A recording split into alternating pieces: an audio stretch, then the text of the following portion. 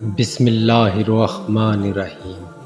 شروع اللہ کے نام سے جو بڑا مہربان اور نہایت رحم کرنے والا ہے۔ تمام لوگوں میں معافی کے زیادہ لائق وہ شخص ہے جو سزا دینے پر قادر ہو، اور ان میں سب سے زیادہ عقل مند وہ ہے جو اپنے عیب دیکھے اور گناہوں سے باز آئے۔ اپنے نفس کی ترتیب کرنے کے لیے یہی کافی ہے کہ جس چیز کو دوسرے پسند نہیں کرتے اس سے اجتناب کرو۔ جب کوئی پریشانی نہ حل ہو رہی ہو اور نہ ہی ختم ہو رہی ہو تو آپ درود شریف کی کثرت کر لیں، مشکل ختم ہو جائے گی۔ جب تم بغیر کسی وجہ سے خوشی محسوس کرو تو یقین کر لو کہ کوئی نہ کوئی کسی نہ کسی جگہ آپ کے لیے دعا کر رہا ہے۔ سب سے بڑا جاہل ہے وہ جو ایک پتھر سے 2 دفعہ ٹھوکر کھائے۔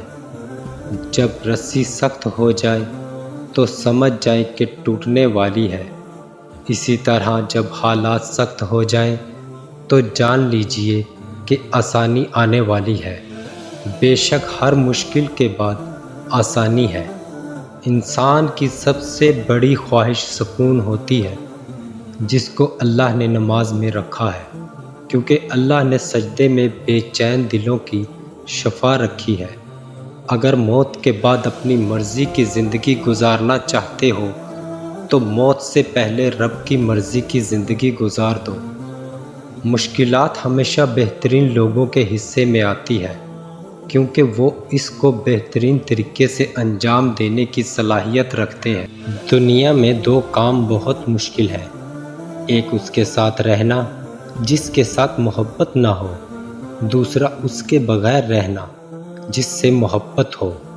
انسان اپنی دعاؤں سے ہی اپنا مقدر لکھتا ہے، اور انسان کی دعائیں ہی انسان تک وہ سب کچھ لے آتی ہیں جو اس کے نصیب میں بھی نہیں لکھا ہوتا۔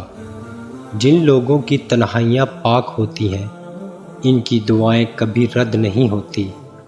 جب دل تھک جائے تو جان لو کہ آسمان سے تمہاری مدد کے لیے قبولیت کا اب کوئی نہ کوئی دروازہ کھلنے لگا ہے۔ جب رب راضی ہونے لگتا ہے تو بندے کو اپنے عیبوں کا پتہ لگنا شروع ہو جاتا ہے، اور یہی اس کی رحمت کی پہلی نشانی ہے۔